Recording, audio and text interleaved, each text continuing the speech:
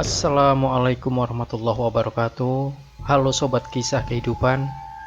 Bagaimana kabar Anda hari ini? Mudah-mudahan fine dan selalu dalam lindungan Allah Subhanahu wa taala.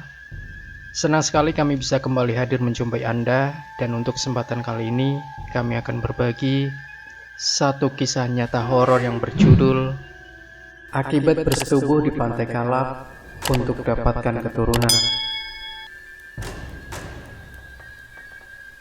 Pantai Kalap yang angker itu dipercaya berpenghuni makhluk halus yang bisa diajak berkolaborasi dengan manusia, salah satunya untuk mendapatkan anak. Caranya dengan bersetubuh di areal pantai tersebut. Kisah mistis berikut ini salah satu contohnya. Ini benar-benar aneh tapi nyata. Sepasang suami istri muda terpaksa harus kehilangan anaknya karena digondol makhluk gaib. Ini terjadi gara-gara mereka lupa akan nazarnya. Kisah ini dialami suami istri yang tinggal di daerah Samuda, Kecamatan Hanau, Kabupaten Kota Waringin Timur, Kalimantan Tengah. Bagaimana kisah mistisnya? Berikut penuturan keluarga pelaku kepada penulis. Jauh hari namanya, pria ganteng yang bekerja di kantor swasta ini menikahi seorang dara cantik bernama Ida. Namun hingga beberapa tahun usia perkawinan mereka belum juga dikaruniai anak. Padahal mereka begitu mendambakan hadirnya seorang anak dalam rumah tangga mereka. Telah banyak dukun maupun dokter yang mereka hubungi, namun tak juga membuahkan hasil. Hingga akhirnya jauh hari berputus asa. Dia lebih banyak melamun daripada bekerja. Hal ini membuat Ida istrinya jadi uring-uringan, apalagi jauh hari sering bolos bekerja, sehingga terancam dipecat dan kehilangan penghasilan. Untung saja atasan jauh hari masih mau mengerti dengan apa yang dirasakan oleh anak buahnya. Dengan niat tulus ingin membantu kesulitan karyawannya, suatu hari jauh hari dipanggil ke ruang kerja si bos. Akhir-akhir ini aku lihat semangat kerjamu sangat menurun. Kau tahu, ini berdampak sangat tidak baik bagi perusahaan. Mengingat kau menempati posisi penting di perusahaan ini, ceritakanlah apa sesungguhnya yang terjadi pada dirimu, kata si bos dengan sikap yang sangat familiar. Maafkan saya pak, saya memang ada masalah, dan itu sangat mengganggu pikiran saya, jawab Jauhari. Dia menceritakan perihal yang membuat hatinya galau, yakni tentang keinginannya untuk segera mempunyai anak, tapi tidak juga kesampaian. Mendengar itu, sang bos langsung tersenyum. Aku punya cara untuk masalahmu ini, tapi coba-coba dululah. Ini belum tentu berhasil, katanya. Cara bagaimana pak? Jauhari langsung tertarik. Begini, sang bos langsung mendekatkan mulutnya ke arah telinga Jauhari agar suaranya terdengar lebih jelas. Kau tahu lokasi Pantai Kalap kan? Lokasi yang selama ini dipandang angker, tapi membawa berkah di daerah kita. Nah, kau bawalah istrimu ke sana, lalu lakukan persetubuhan. Sambil begitu, kau memohonlah agar dikaruniai anak. Sang bos lalu tersenyum. Ini sudah dicoba oleh relasi bisnisku dulu, dan ternyata terbukti berhasil. Tapi ingat, sesudah itu kau ucapkan nazarmu, apa yang akan kau lakukan kalau kau dikaruniai anak. Lalu tepati janjimu itu. Semudah itukah pak? Jauhari terbelalak. Ya, kau cobalah dulu, semoga berhasil, tandas si bos. Meski dengan hati setengah tak percaya, Jauhari menuruti juga kata bosnya. Saat hari libur tiba, dia mengajak istrinya ke tempat yang dimaksudkan. Pagi hari itu juga mereka ke Pantai Kalap, tempat orang biasa melakukan ritual untuk berbagai macam hajat. Memang sebagian orang menganggap tempat ini merupakan sarang makhluk halus. Setelah mereka sampai di Pantai Kalap yang letaknya sekitar 100 km dari kota Sampit, keduanya turun dari sepeda motor, lalu di semak-semak di pinggir pantai. Keduanya melakukan perjumbuhan hingga Jauhari terpancing gairahnya. Lalu dia melepas seluruh pakaiannya. Karuan saja hal ini membuat istrinya terbelalak sambil tersenyum geli, tapi dia juga akhirnya melepas seluruh pakaiannya. Begitulah, hari sudah menjelang sore. Ketika keduanya selesai berasik masyhur, keduanya berkeringat dan terengah-engah, lalu cepat-cepat memakai baju masing-masing. "Apa benar kita akan segera punya anak, Bang?" tanya Ida penuh harap. "Mudah-mudahan saja. Kita hanya berusaha. Tuhanlah yang menentukan. Yang penting kita harus banyak-banyak berdoa," jawab Jauhari. Anehnya, sebulan sesudah peristiwa itu, ternyata dia memang benar-benar hamil. Hal ini tentu saja membuat Jauhari bagaikan bermimpi. Dia terbelalak seakan-akan tidak percaya melihat hasil pemeriksaan di rumah sakit. "Kamu benar-benar hamil, Dik?" cetusnya dengan rasa bangga. "Iya, Bang. Aku benar-benar hamil. Dan itu berarti kita akan punya anak," kata Ida yang juga tak bisa menyembunyikan kegembiraannya. Alangkah bahagianya hati Jauhari dan istrinya saat itu. "Kalau anakku lahir nanti, aku akan kelilingi pulau Kalimantan ini 7 kali, Dik," kata Jauhari sambil tertawa. Maksudnya cuma main-main. Tapi anehnya, bersamaan dengan ucapan itu, tiba-tiba petir menyambar. Keduanya kaget, lalu mereka sama-sama terdiam. "Suara apa itu, Bang?" tanya Ida cemas. "Ya, suara petir. Emangnya suara apa?" Jauhari bagai tidak peduli karena kegembiraan hatinya. Hari-hari berikutnya, keduanya terus merasakan kegembiraan menanti kelahiran anak pertama. Akhirnya anak pertama mereka lahir. Keduanya merasa sangat bersyukur karena mereka dikaruniai anak laki-laki yang lucu dan menggemaskan, yang kata sebagian orang sangat mirip dengan bapaknya. "Selamat aku ucapkan kepada kalian. Kalian beruntung bisa mendapatkan anak setelah sekian lama dinanti-nantikan," kata sang bos ketika mendengar berita kelahiran anak Jauhari. "Kami memang sangat bersyukur, ini berkat petunjuk Bapak. Lokasi Pantai Kalap itu benar-benar hebat, Pak. Sungguh luar biasa," kata Jauhari berapi-api. "Hush, abang jangan berkata begitu. Itu syirik namanya, Bang." Ida coba mengingatkan. Sang bos malah tertawa. "Istrimu itu benar. Kau harus banyak-banyak bersyukur kepada Tuhan," katanya. "Tapi ngomong-ngomong, kau janji apa waktu itu di Pantai Kalap?" tanyanya setelah diam sejenak. Sejenak hening di antara mereka. Jauhari sendiri bingung, sebab waktu itu dia tidak berjanji apa-apa. "Kalau kau malu mengatakannya, ya tidak apa-apa. Tapi mesti diingat bahwa janjimu setelah berhajat di sana harus kau tepati," kata sang bos lagi. "Tapi kami tidak berjanji apa-apa," kata Jauhari spontan. Jawaban ini membuat sang bos mengerutkan alisnya. "Tidak berjanji apa-apa? Ah, tidak mungkin. Bagaimana anak kalian bisa lahir?" ujarnya seperti bingung. Jauhari dan istrinya kembali saling berpandangan. Namun, Ida tiba-tiba berucap, waktu mendapatkan tes positif kehamilan, Bang Jauhari cuma bilang, "Jika bayi kami lahir, nanti Bang Jauhari akan berkeliling Pulau Kalimantan sebanyak 7 kali. "Ah, tapi itu cuma main-main," sahut Jauhari cepat. Dia agak terlihat gugup di hadapan bosnya. "Mudah-mudahan tidak apa-apa. Tapi lain kali aku menyarankan kalian harus lebih hati-hati lagi ya jika mengucapkan janji. Apalagi yang menyangkut urusan Pantai Kalap," kata sang bos. Waktu terus berlalu. Tak terasa Jauhari dan Ida sudah 3 tahun merasakan kebahagiaan mempunyai seorang anak. Tak terasa pula Jauhari sudah melupakan janjinya di masa lalu yang dia ucapkan sewaktu istrinya positif mengandung. Dan selama itu ternyata tak terjadi keanehan apapun.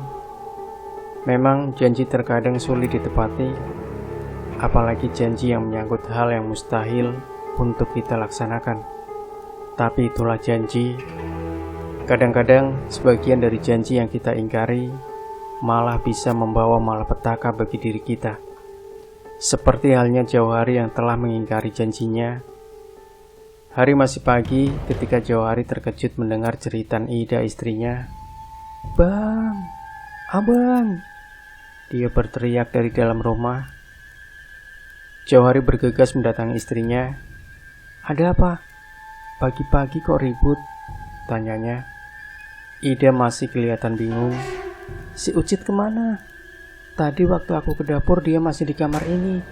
Tapi waktu aku balik ke kamar, dia sudah tak ada lagi." "Mana aku tahu. Mama lihat sendiri kan. Dari tadi aku sedang asik membersihkan halaman." "Mungkin dia keluar sendiri dan bermain," kata Jauhari. "Cobalah kita cari di halaman belakang. Siapa tahu si Ucit ada di sana." Keduanya jadi sibuk mencari-cari, tapi si Ucit tidak juga mereka ketemukan. Bahkan keduanya menggeledah seisi rumah sampai ke halaman tetangga segala. Kemana perginya anak itu? Tidak biasanya dia seperti ini, keluh Ida kian cemas.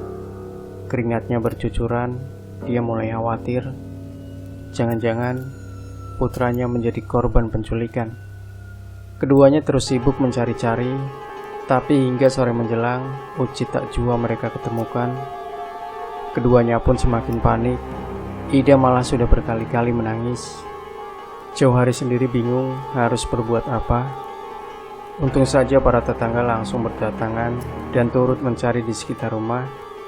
Setelah sekian lama mencari di mana keberadaan Ucit, tiba-tiba salah seorang tetangga yang bernama Parno berteriak, "Hei, anakmu ada di sini. Ada di dalam kamar ini." Semuanya tersentak mendatangi arah suara Parno. Aneh, di kamar itu mereka mendapati Ucit sedang asik bermain dengan mobil mainannya. Semuanya bingung. Bingung karena waktu mencari dari tadi Ucit tidak berada di kamar itu. Tapi sekarang tiba-tiba sudah berada di dalamnya. Padahal entah sudah berapa kali kamar itu diobrak-abrik, namun Ucit tidak ada di sana. Ida menangis terisak-isak sambil memeluk anak itu. "Ucit, kamu kemana saja, nak?" tanyanya sambil membelai-belai rambut Ucit yang lebat. "Ucit diajak bibi jalan-jalan," jawab Ucit dengan suara yang masih agak pelat. Dia sendiri tampak bingung melihat tetangga berdatangan. Semuanya mengerubung di dalam kamar itu. "Bibi? Bibi yang mana?" bertanya Jauhari sambil mengerutkan keningnya. "Bibi yang naik dan bisa terbang ke atas." Anak itu menunjuk ke langit-langit kamar. Semuanya menengadah ke sana, tapi mereka tak menemukan sesuatu apapun. "Bibi Dewi cantik sekali. Ucit suka sama dia." Anak itu terus berceloteh, membuat yang hadir saling berpandangan. "Perasaan di RT kita ini tak ada warga yang bernama Dewi," celetuk seorang tetangga bernama Ridwan. Sementara itu, Jauhari merasakan hatinya berdesir aneh. "Ucit diajak kemana saja?" selidiknya. "Jauh sekali, ayah.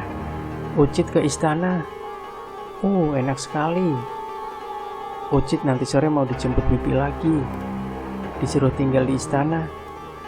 Bibi Dewi baik, baik sekali," jelas Ucit.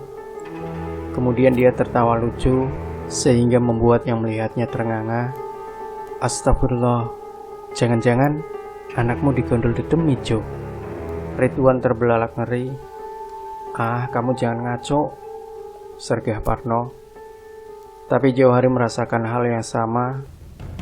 Dia menangkap suatu ketidakberesan telah terjadi di rumahnya. Anak kecil sebaya Ucit biasanya jarang sekali berbohong. Sudahlah, yang penting anakku sudah ditemukan. Aku berterima kasih sekali kepada kalian. Hampir saja aku berpikir bahwa anakku menjadi korban penculikan," katanya berusaha mengakhiri perdebatan. Pukul 4:30 sore, para tetangga yang berkerumun itu membubarkan diri untuk masing-masing pulang ke rumahnya.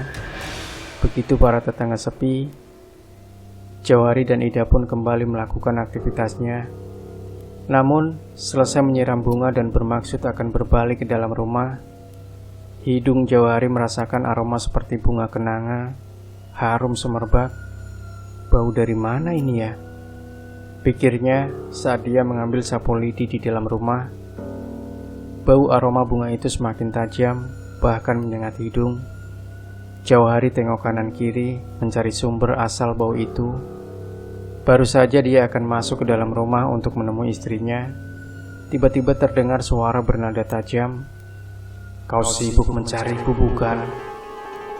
Jauh hari tersentak kaget. Dia cepat-cepat menoleh ke arah asal suara. Di belakangnya berdiri seorang perempuan bergaun merah. Cantik sekali bagaikan bidadari dari kayangan. Jauh hari terpana melihatnya. Siapa kau?" Jauh hari tergagap. Dia mundur selangkah demi menyadari bahwa aroma bunga kenanga yang tercium tadi adalah berasal dari tubuh perempuan itu. "Aku?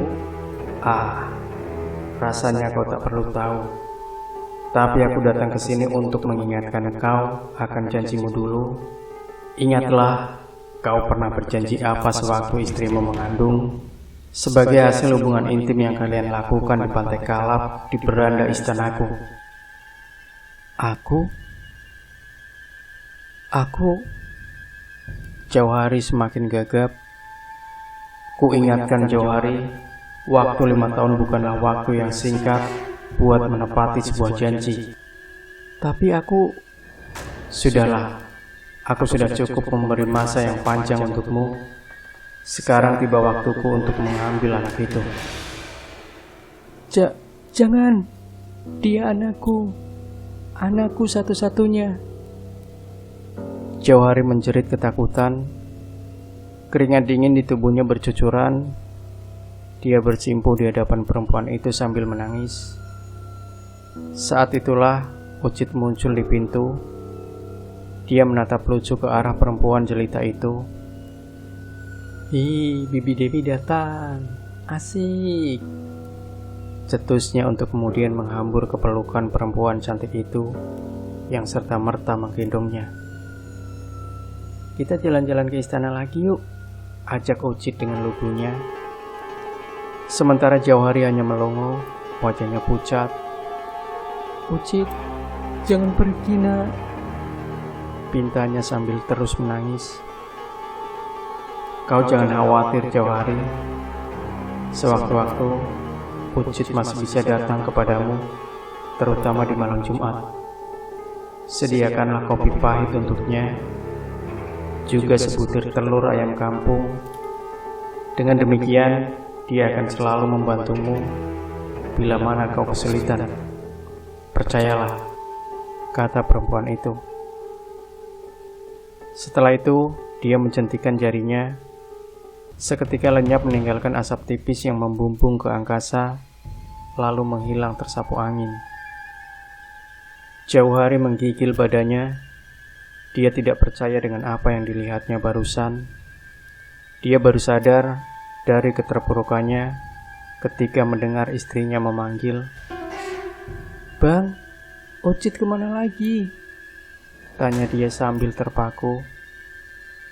Jauh hari merasakan mulutnya sulit untuk digerakkan. Dia... Kata-kata ini tak bisa diteruskannya. Saat istrinya mendekat, Jauh hari sudah keburu jatuh pingsan. Hari-hari yang menyedihkan, begitulah yang dirasakan Jauh hari bersama Ida istrinya. Mereka hanya bisa meratapi nasibnya karena kehilangan anak yang sangat mereka sayangi. Namun, sesuai janji Dewi, penguasa Pantai Kalap itu, di waktu-waktu tertentu, Ucit memang masih bisa mendatangi kedua orang tuanya. Namun dia telah berubah. Ucit yang dulu lucu, kerap datang dalam wujud raksasa yang menakutkan, yang kemunculannya selalu ditandai dengan angin ribut di sekitar rumah Jauh hari. Angin ribut itu hingga kini dipercaya warga sekitarnya sebagai pertanda akan munculnya raksasa, hasil perpaduan antara gaib dan nyata itu. Entah benar atau tidak, yang pasti masyarakat sekitarnya setiap malam Jumat acap kali mendengar Jauh hari dan istrinya bercakap-cakap dengan sesuatu yang tak nampak di mata mereka. Hal ini merupakan suatu pertanda bahwa biarpun si kecil Ucit telah berpindah ke alam gaib, namun tak akan pernah bisa melupakan kedua orang tuanya. Demikian sobat kisah kehidupan, jangan lupa berikan komentar Anda, like, share video ini, subscribe channel kisah kehidupan, dan kembali nantikan kisah-kisah nyata misteri terbaru dari kami. Sampai jumpa. Wassalamualaikum warahmatullahi wabarakatuh.